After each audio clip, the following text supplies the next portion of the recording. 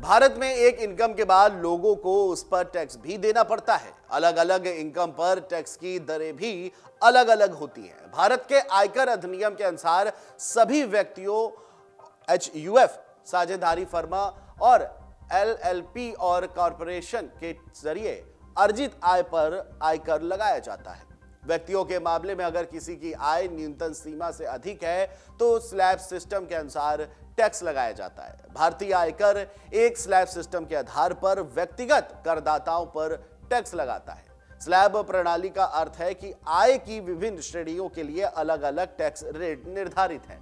इसका मतलब है कि करदाता की आय में वृद्धि के साथ कर की टैक्स की रेट्स बढ़ती रहती है। इस प्रकार के टैक्सेशन देश में प्रगतिशील और निष्पक्ष टैक्स प्रणाली को सक्षम बनाते हैं। इस तरह के इनकम टैक्स स्लैब पर हर बजट के दौरान बदलाव से गुजरते भी हैं। ये स्लैब दरें करदाताओं की विभिन्न श्रेणियों के लिए अलग अलग है। वहीं देश में वर्तमान में 2 टैक्स रिजिम मौजूद है जिनके हिसाब से टैक्स वसूल किया जाता है। इनको न्यू टैक्स रिजिम और ओल्ड टैक्स रिजिम के नाम से पहचाना जाता है।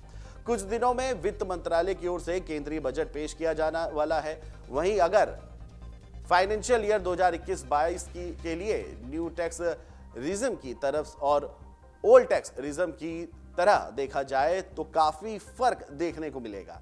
इन टैक्स स्लैब में 10 लाख रुपए तक की आय में अलग अलग दर से टैक्स वसूल किया जाता है। फाइनेंशियल ईयर 2021-22 के लिए न्यू टैक्स रिजिम में 7.5 लाख रुपए से 10 लाख रुपए की सालाना आय पर 15% की दर से टैक्स चुकाना होता है। वहीं ओल्ड टैक्स रिजिम में ऐसा नहीं है। ओल्ड टैक्स रिजिम में 60 साल से कम व्यक्तिगत टैक्स पेयर को 5 लाख रुपए से 10 लाख रुपए की सालाना आय पर 20% का टैक्स चुकाना होगा। ऐसे में 10 लाख रुपए तक की सालाना आय पर दोनों टैक्स रिजिम में वित्त वर्ष 2021-22 के लिए 5% का अंतर देखने को मिलता है। बता दें कि भारत में 2024 में आम चुनाव होने हैं। बजट 2023 मोदी सरकार के दूसरे कार्यकाल का आखिरी पूर्ण बजट होने की उम्मीद है और आने वाले साल में लोग लुभावन योजनाओं की मिश्रित उम्मीदें भी देखने को मिल सकती हैं। केंद्र वित्त वर्ष 26 के 4.5% का घाटा हासिल करना चाहता है। हमें उम्मीद नहीं है कि केंद्र इस बजट में किसी अन्य लोक लुभावन योजनाओं की घोषणा करेगा।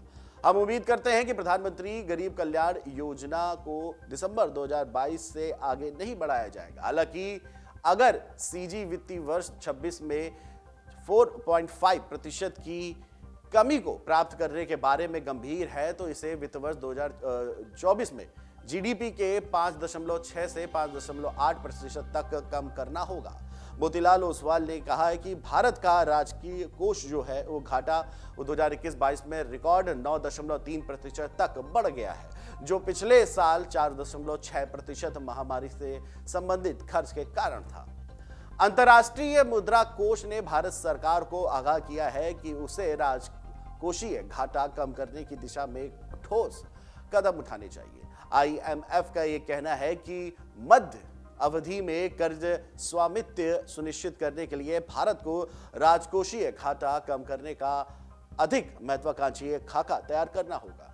IMF की सुलह ऐसे समय पे आई जब सरकार वित्त वर्ष 2024 के लिए बजट तैयार करने में जुटी है। मीडिया रिपोर्ट्स के मुताबिक IMF ने अपनी वार्षिक परामर्श रिपोर्ट में कहा है कि वित्त वर्ष 2021 में भारत के सकल घरेलू उत्पाद और कर्ज का अनुपात 89% के उच्चतम स्तर पर था, जो मध्यम अवधि में और बढ़ सकता है। IMF का अनुमान है कि फाइनेंशियल ईयर 2024 में यह अनुमान फाइनेंशियल 2023 के 83.4% से बढ़कर 83.9% हो सकता है। IMF का यह भी कहना है कि भारत में राजकोषीय घाटा कम करने की धीमी रफ्तार का मतलब है कि उसका कर्ज मौजूदा स्तर के आसपास बना रहेगा और वित्त वर्ष 2026 से ही इसमें धीरे धीरे कमी आनी शुरू होगी।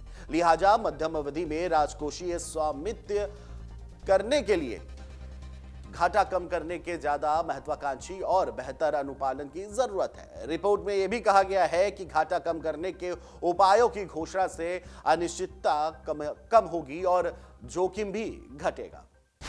डाउनलोड करें अमर उजाला ऐप और पाएं खबरें लगातार। अगर आप ये वीडियो YouTube पर देख रहे हैं तो हमारे चैनल को सब्सक्राइब करें और बेल आइकन को दबाना ना भूलें। अगर आप Facebook पर ये वीडियो देख रहे हैं तो हमारे पेज को लाइक करें।